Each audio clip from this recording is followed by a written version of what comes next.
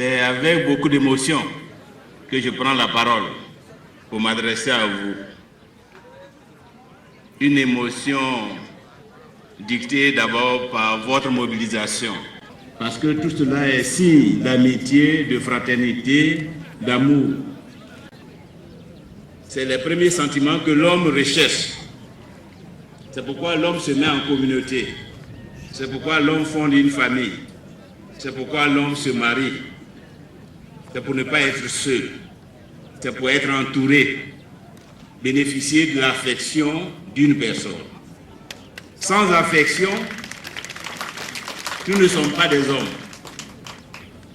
Sans affection, nous n'avons aucune raison d'exister. Or, la réunion de ce matin est la manifestation de l'affection que vous me portez. Je voudrais vous remercier. Il y a l'affection entre nous. Il y a de l'amour entre nous. Parce que nous n'avons pas vécu dans un contexte d'affrontement.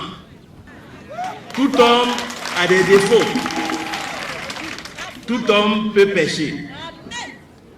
Mais l'homme sait pardonner les péchés pour regarder l'essentiel, pour savoir ce que celui qui est en face de lui représente réellement. Est-ce qu'un homme méchant? Est-ce qu'un homme utile? Ou est-ce qu'un homme inutile? Je voudrais que cette expérience inspire tous nos frères et toutes nos sœurs.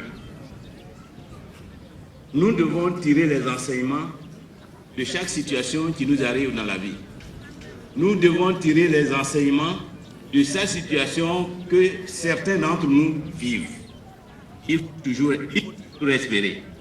Il faut toujours espérer. Il ne faut jamais désespérer. Il faut toujours avoir confiance. Il faut toujours se battre. Il faut lutter. Tout est possible. Tout est possible dans la vie. Tout est possible dans la vie.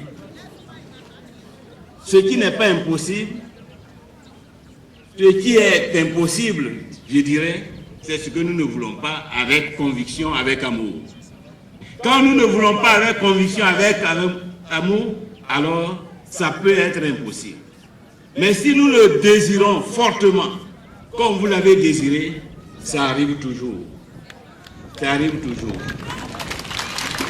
Je voudrais donc vous remercier de votre présence, des actes que les chefs viennent de poser en votre nom, de ces chants d'amour, de fraternité, d'affection. Je dis que ça me va droit au cœur. Mais comme Paul l'a dit, le porte-parole de la population, je suis sorti, mais il y a encore beaucoup de nos frères qui sont en prison.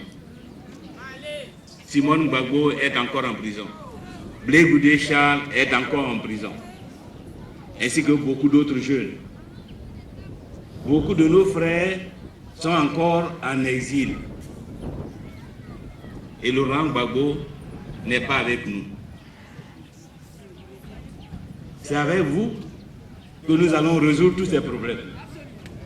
Si je suis sorti de prison, c'est que les portes des prisons sont ouvertes.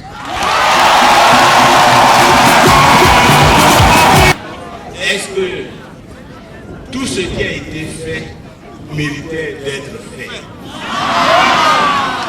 Est-ce qu'aujourd'hui nous pouvons dire que nous avons le bonheur? Est-ce qu'aujourd'hui nous pouvons dire que la Côte d'Ivoire se porte bien? Est-ce qu'aujourd'hui nous pouvons dire que nous sommes heureux? Alors, pourquoi tout ça? Ce n'est pas possible que des frères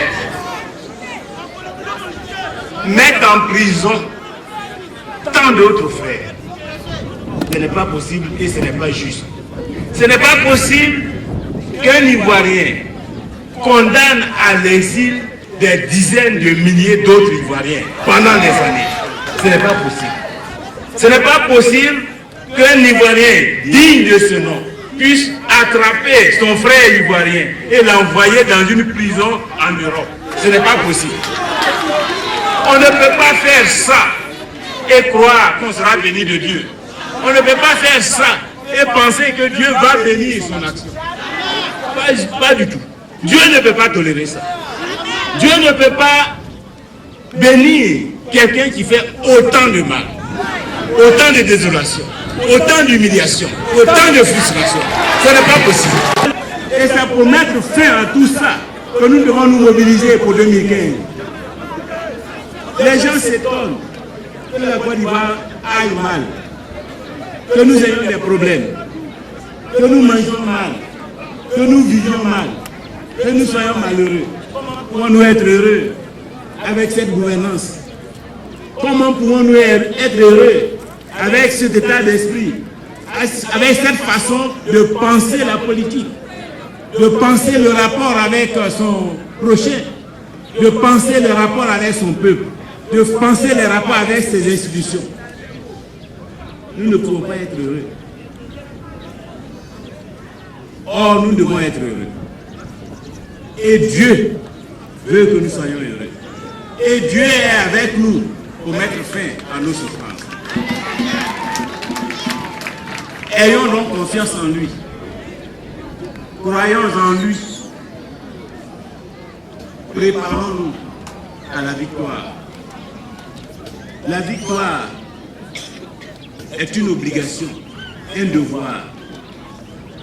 La victoire est un appel parce que nous devons mettre fin à ce que nous observons. Parce que nous devons mettre fin à cette situation qui n'a pratiquement pas de nom. Mais nous devons nous préparer pour cela, à nous réconcilier avec nos frères et sœurs, même ceux qui nous ont fait du mal, même ceux qui ont pillé nos maisons, même ceux qui ont détruit nos plantations, même ceux qui auraient tué certains de nos parents.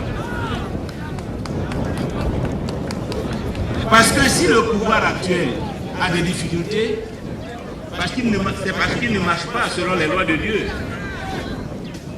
Dieu ne peut pas confier le pouvoir à quelqu'un qui n'a pas un cœur blanc, qui n'a pas un cœur pur, qui n'aime pas son prochain. Si celui-ci s'entête et prend le pouvoir par la force, on observera toujours ce que nous voyons à notre pays. Le pouvoir ne se prend pas par la force. Le pouvoir est un don de Dieu. Si vous ne l'avez pas, de par la volonté de Dieu, vous ne pouvez pas exercer le pouvoir en paix et en toute quiétude. Vous êtes obligé de errer, comme on voit certains errer.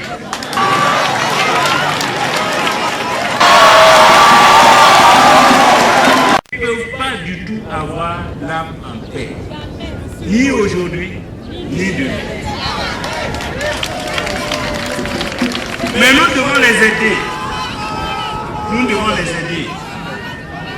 Parce que c'est important pour la Côte d'Ivoire. C'est pour ça que je vous parlais de réconciliation nationale. Je vous parle en toute légitimité parce que j'ai des raisons de ne pas parler de réconciliation. Puisque je suis une victime de cette crise. Mais malgré mon incarcération pendant plus de 2 ans, malgré les souffrances que j'ai endurées pendant plus de 2 ans, je suis sorti de la prison le cœur blanc, sans haine, sans rancune. Sans haine, ni rancune, sur la croix, en implorant son Père, Père, pardonne-leur, ils ne savent pas ce qu'ils font.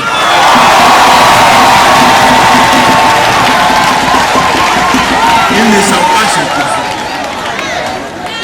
Ils sont plus à plaindre qu'à condamner.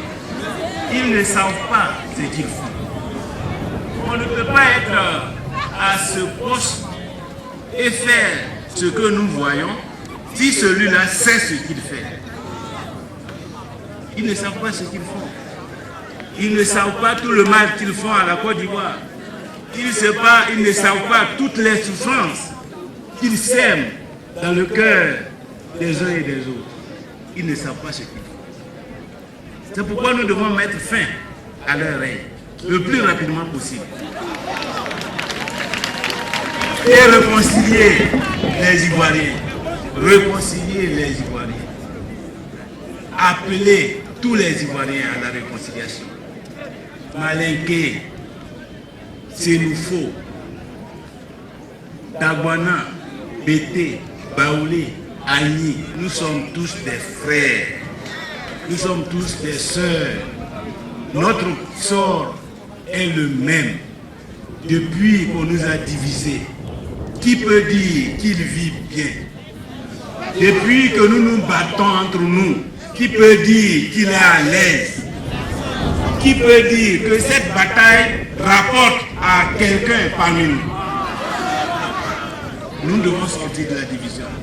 Nous devons nous réconcilier dans notre propre intérêt. Depuis que nous sommes divisés, que la Côte d'Ivoire est divisée et que rien ne va, que le prix du cacao a baissé, que la vie coûte cher, que l'insécurité règne de façon généralisée, qui en profite?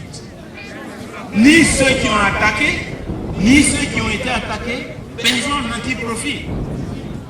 Est-ce que quelqu'un dans cette assistance peut venir prendre ce micro et dire que haïr son prochain est une bonne chose, que ça rapporte? Est-ce que quelqu'un peut venir dire que faire du tribalisme c'est une bonne chose?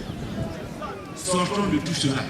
N'écoutons pas ceux qui nous appellent à la division, ceux qui nous appellent au tribalisme, ceux qui veulent opposer les Malinké aux Bété, les Sénoufos aux Baoulé, les Agni à ceux-ci.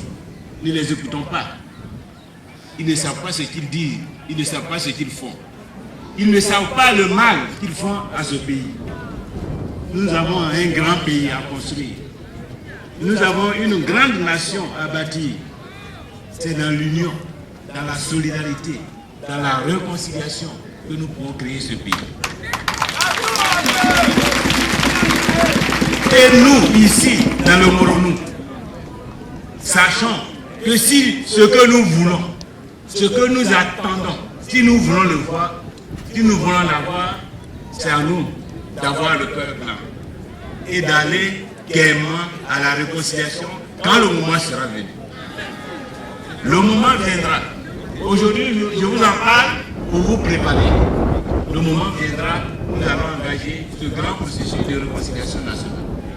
Soyez prêts. Et sachez que si vous ne vous engagez pas dans ce processus de réconciliation, si vous n'avez pas le cœur blanc, si vous n'avez pas le cœur pur, si vous n'avez pas l'amour du prochain dans votre cœur, Dieu ne vous bénira pas, Dieu ne vous donnera pas ce que vous attendez. Parce que Dieu ne donne pas le bonheur là où il y a la haine. Dieu ne donne pas le bonheur là où il y a la méchanceté. Tous les méchants, tous ceux qui ne marchent pas selon les voies de Dieu, leur place n'est pas au paradis. Vous savez où se trouve leur place. Moi, je compte sur vous.